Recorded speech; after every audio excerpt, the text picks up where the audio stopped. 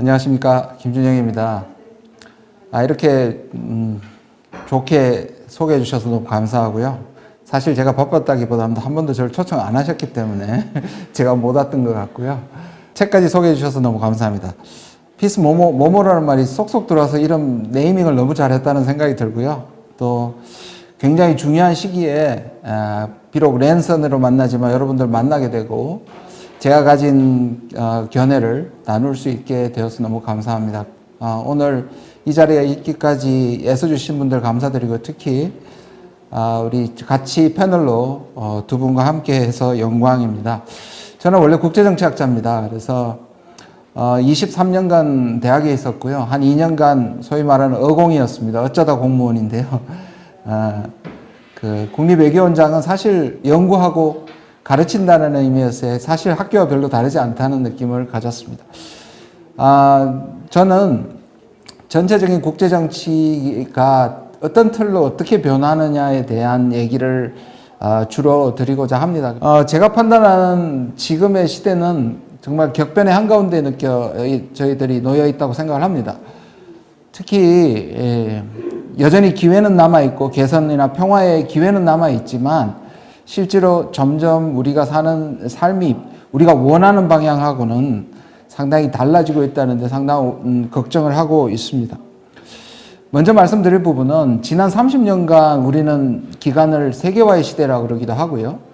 가끔 미국이나 서유럽에서 얘기하는 자유주의 국제질서의 30년이라고 얘기합니다.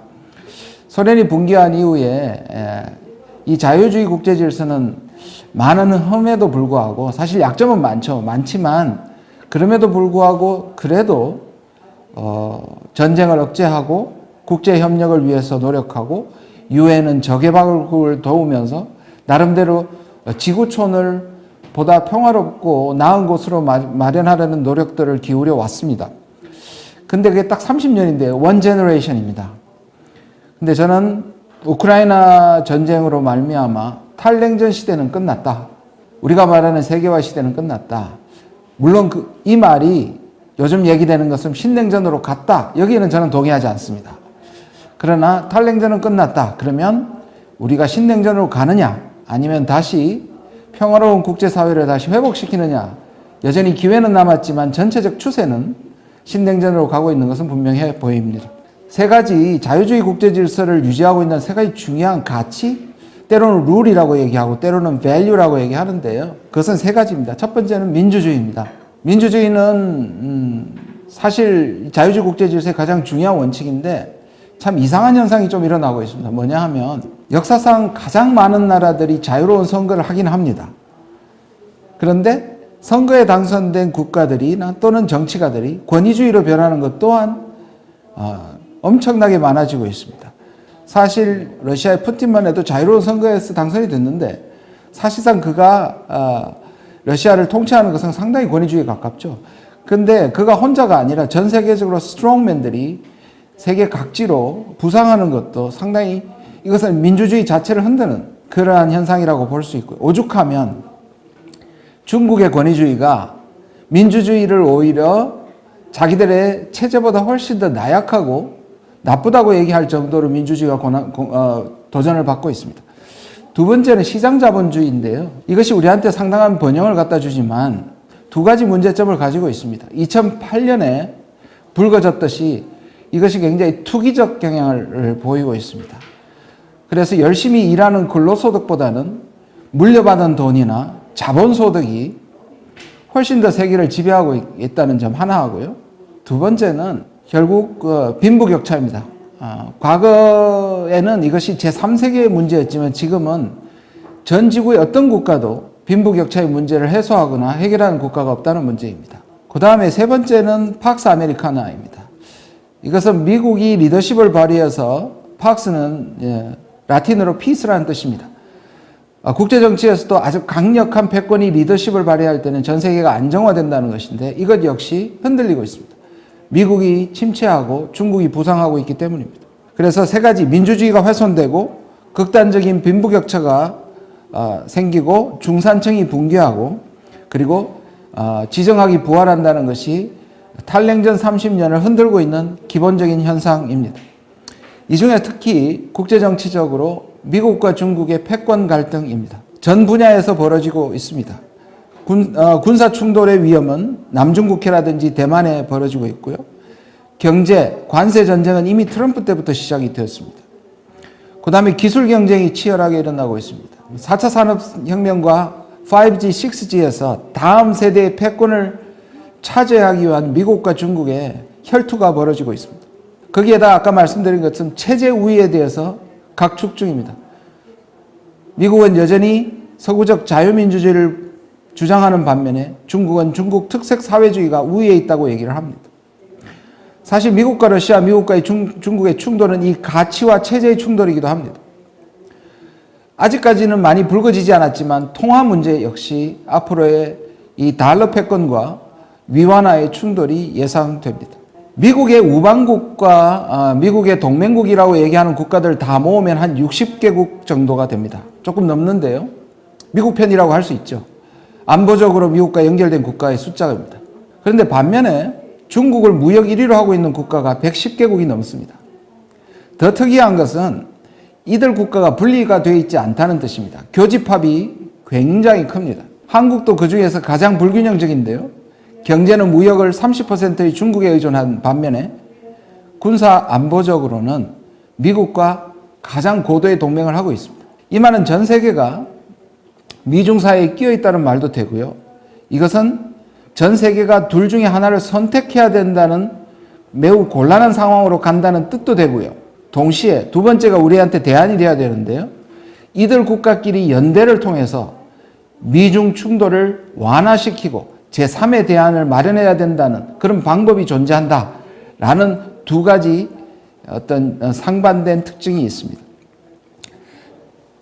2016년에 두 가지 키워드가 굉장히 유행한 적이 있습니다. 2016년은 따지고 보면 굉장히 중요한 해인데요. 유럽에서는 영국이 브렉시트를 결정했었고 미국에서는 트럼프가 당선된 해가 바로 2016년입니다. 이거는 상징적으로도 굉장히 의미가 있는데요. 이때까지 국제 협력을 위해서 움직이던 세계가 유럽의 강국과 미국의 두 강대국에 의해서 국가 이익이 세계화보다 중요하다고 선언하는 매우 중요한 시기입니다. 더 이상 세계 이익보다는 자국의 이익이 중요하다고 선언하는 상징적 사건이 같은 해에 일어났습니다. 그래서 두 가지 키워드를 2016년에 뽑아볼 수 있는데 하나는 뉴노멀이고요. 하나는 포스트 트루스입니다. 뉴노멀이라고 하면 우리가 보통은 좀 혼란기가 있으면 다음에는 안정기로 가면서 안정을 찾는데 이게 도대체 새로운 대안을 찾지 못하는 겁니다. 예를 들자면 민주주의가 문제가 있는데 민주주의가 독재로 돌아갈 수 없고 자본주의가 문제가 있는데 그렇다고 해서 사회주의로 돌아갈 수도 없고 미국의 시스템이 문제가 있는데 그렇다고 해서 중국을 택할 수 없는 상황. 그러니까 대안이 없는 상황에서 이것이 장기화되는 것을 뉴노멀이라고 얘기합니다. 불확실성, 불안정성, 그리고 불평등성이 이 뉴노멀의 가장 중요한 특징에 등장하고요. 또 하나는 2016년에 옥스퍼드 사전회사가 그 해의 키워드로 뽑았던 것이 포스트 트루스입니다. 진실보다는 입장이 중요하고 사실보다는 의견이 중요하고 팩트보다는 페이크가 중요해지는 시대를 살고 있습니다. 특히 선거 때 보면 온갖 음모 이론들이 사람들을 사로잡고 진실보다 선동이 판치는 시대를 우리가 살고 있습니다. 이것은 우리만 그런 것이 아니라 전 세계적인 현상입니다. 그래서 사람들이 굉장히 정치적 선동에 취약하다. 이것이 우리가 겪고 있는 국제사회 그리고 한국 사회의 특징이기도 합니다. 그 다음에 보면 미중 대결이 특히 한반도, 동아시아를 중심으로 물리적으로 일어나고 있다는 부분입니다. 좀 전에 말씀드린 부분은 미국과 중국이 5개 영역에서 충돌하지만 여전히 중국은 아직까지 미국의 상대가 아니라고 생각합니다. 이거는 중국 스스로도 그렇게 생각을 하는데요. 문제는 동아시아입니다. 동아시아에서 미국과 중국이 물리적으로, 지정학적으로 부딪히는 최전선이 형성되고 있다는 뜻입니다. 4가지 지점이 충돌 포인트인데요. 제일 위에는 한반도, 바로 밑에는 동중국해, 그리고 대만 양안, 그리고 남중국해. 이것을 연결시키면 하나의 선이 나옵니다. 실질적으로 이 지점들을 통해서 미국과 중국이 힘겨루기를 하고요. 미국과 중국의 물리적 충돌선이고 중국은 이것을 돌파하려 하고 한다면 미국은 이것을 통해서 중국을 봉쇄하려 합니다. 결국 미국과 중국은 직접 충돌하지 않으면서 자기들의 갈등을 동아시아에 이전하려고 하는 그러한 국제 질서의 상태를 보이고 있다는 점입니다. 다음으로 말씀드리면 미국의 전략 변화입니다. 미국의 과거에는 냉전 시기에는 나토라든지 그 다음에 이 아시아에는 미일 동맹, 한미 동맹이라는 일종의 동맹 위주로 갔었는데요. 지금은 소위 말하는 비스포크 전략이라고 얘기합니다. 비스포크라는 말은 사실 우리는 잘 안 쓰는 말인데 최근에 어느 전자회사 때문에 많이 유명해진 단어가 됐는데요. 이 말은 customized 또는 tailored라는 말로서 이제 맞춤형이라는 뜻입니다. 미국이 중국을 견제하기 위해서 여러 가지 중첩적인 이슈별 네트워크를 만들어서 중국을 다층적이고 복합적으로 봉쇄한다는 뜻입니다. 보시면 오크스라든지 쿼드라든지 IPF라든지 파이브 아이즈라든지 데모크라시 10이라든지 이러한 것들을 통해 가지고 중국을 압박하는 것에 여러 국가들을 모으고 있는 부분입니다. 뒤에 또 말씀을 드릴 텐데 이건 미국에서는 이걸 다자주의라고 얘기합니다. 근데 국제 정치학을 하는 사람으로서 이 다자주의라고 얘기하는 것은 좀 굉장히 못마땅합니다. 멀티래터리즘이라고 하는 것은 진영을 넘는 협력을 얘기합니다. 지금 미국이 하고 있는 것은 자기 편들을 모으는 진영화이지 이것을 크로스오버하는 뛰어넘는 국제 협력의 그러한 멀티래터리즘과는 전혀 성격이 다르다라는 부분입니다. 결국 이것은 인도태평양이라는 전략의 미국의 전략과 중국의 1대1로가 부딪히는 것이고 그 부딪히는 지점이 한반도와 동아시아라는 부분을 말씀드리겠습니다. 여기 한 가지 사건이 더 일어났죠. 바로 러시아의 우크라이나 침공입니다. 저는 모두에 말씀드린 것처럼 러시아가 우크라이나를 침공함으로써 탈냉전 체제의 아주 위태로운 평화는 끝났다라고 생각을 합니다. 보면 한국은 탈냉전에도 분단을 해결하지 못해서 남북이 대치하고 있고 유럽에는 이제 이 상황이 어떻게 갈지는 모르겠지만 제가 이것이 이 휴전을 맺든 안 맺든 우크라이나는 분쟁 지역화할 것입니다. 동독과 서독을 대신해서 동우크라이나와 서우크라이나가 일종의 미국과 러시아의 진영 대결의 최전선이 되고 남북은 한미일 북중러라는 이것이 냉전 때 북방 삼각동맹, 남방 삼각동맹이 충돌했었던 그 냉전의 시기가 다시 재현된다는 그런 뜻입니다. 한반도 문제로 돌아와서 말씀드리겠습니다. 갈림길에 한반도 평화가 서 있습니다. 문재인 정부 5년의 사이클을 한번 돌아보면 우린 단임이니까 5년 사이클이죠. 2017년은 우리가 다시 돌아가고 싶지 않았던 전쟁 위기가 고조됐던 가장 어려운 시간이었습니다. 그것이 2018년에는 극적인 변화를 일으켜서 평화 프로세스가 진행이 됐고요. 그것이 2019년 하노이에서 실패 이후에 사실상 교착 상황이 한 3년 갔었습니다. 자, 윤석열 정부 5년의 사이클이 어떻게 될 것인가? 출발점은 2017년처럼 보입니다. 물론 2017년에 트럼프가 가져왔던 그 위기적인 상황이 아직까지 고조되지 않았지만 오히려 그보다는 훨씬 더 어쩌면 긴장을 고조시킬 원인들을 찾아볼 수 있습니다. 결국 북미 관계가 나빠지고 있고요. 남북 관계가 나빠지고 있습니다. 서로 선제 공격을 얘기하고 있고요. 원점 타격을 얘기하고 있고 이것은 한반도에만 국한된 게 아닙니다. 이 동아시아의 군비 경쟁은 굉장히 심각합니다. 중거리 핵미사일 INF가 깨져 있고요. 이미 폐기됐고요. 중국이 사실은 핵 문제 할 때는 늘 미국과 러시아만 문제 얘기를 하고 중국을 얘기 덜 했던 이유는 중국이 한 1000기의 핵무기를 갖고 있지만 대체로 방어용 핵무기를 주 구성 요소로 하고 있습니다. 미국 사실상 공격력 ICBM을 비중을 지금 높이고 있는 거예요. 왜냐하면 미중 관계가 나빠지기 때문에 오히려 중국은 핵 정책에 있어서 상당히 공격적으로 돌아서고 있고요. 마찬가지로 러시아와 미국 사이에 핵 레짐 자체가 핵을 제한시키고 하는 레짐 자체가 흐트러지고 있고 불안정해지고 있습니다. 저는 평화를 향해서는 두 가지 방법이 있다고 봅니다. 군사력을 억지를 통해서 하는, 다시 말해서 억지를 통한, 안보를 통한 평화가 있고요. 평화를 통한 안보라는 두 가지 이 접근법이 있습니다. 그런데 사실상 한국의 60, 70년대 냉전 기간에서는 생존이 가장 중요했기 때문에 억지, 군사력을 통해서 안정을, 평화를 차지한다는 부분이 전적이었고 그것은 상당히 일리가 있었습니다. 근데 그거는 한계가 있죠. 왜냐하면 서로 남북이 군사적 경쟁을 하고 진영 대결을 하면서 지키는 것이기 때문에 이런 평화는 굉장히 불안합니다. 지금은 사실상 평화를 통한 우리의 안보를 확보하는 것이 굉장히 필요하죠. 그러나 적어도 지금의 방향이나 새로운 정부의 방향은 다시 군사력을 통한 안보, 억지를 통한 안보, 안보를 통한 평화로 돌아가고 있다. 저는 이것이 이스라엘 방식의 그러한 안보관이라고 보는데요. 저는 한 국가를 뭐 비판하기 위해서 그런 얘기를 드리는 것은 아닙니다. 이스라엘은 대단한 나라입니다. 왜냐하면 아랍 국가에 둘러싸여서 지금까지 생존을 지킬 뿐만 아니라 오히려 핵무기를 한 300개 정도 갖고 있거든요. 이 미국의 비핵화 정책에도 사실상 이 정도의 핵무기를 갖고 강력한 군사력을 통해서 자기들의 안보를 유지하고 있는데요. 그런데 저는 이스라엘과 우리의 모델이 되어서는 안 된다고 생각합니다. 이스라엘은 그만큼 선택의 여지가 없다고 볼 수 있고요. 만약에 우리 후손들에게 이스라엘과 같은 평화관을, 안보관을 저는 우리의 모델이 되어서는 안 된다고 생각합니다. 왜냐하면 그것은 두려움 속에, 공포 속에 사실 지켜지는 안보이기 때문입니다.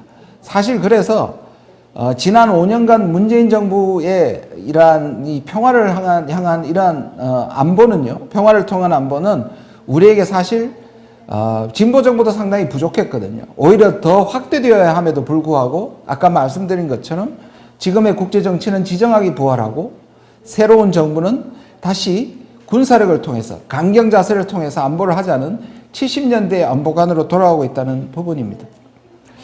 사실 이것도 핵무기에도 그대로 적용이 됩니다. 자, 비핵화를 통해서 평화를 하는 방법이 있고요. 평화를 통해서 비핵화를 하는 방법이 있습니다. 이게 완전히 다른 접근인데요.